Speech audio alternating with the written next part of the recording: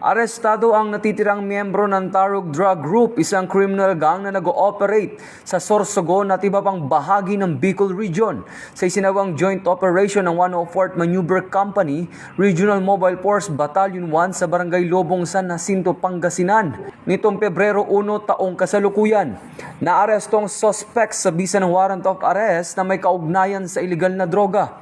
Naging matagumpay ang operasyon sa tulong ng Provincial Drug Enforcement Unit ng Sorsogon, Regional Intelligence Unit, San Jacinto Municipal Police Station at Regional Intelligence Division. Matapos ang pag-aresto, isinailalim ang suspect sa medical at physical examination sa isang hospital matapos dinala sa San Jacinto Municipal Police Station para sa dokumentasyon at kakulang disposisyon. Ito ang bagong PNP para sa bagong Pilipinas. Serbisyong mabilis, tapat at nararamdaman.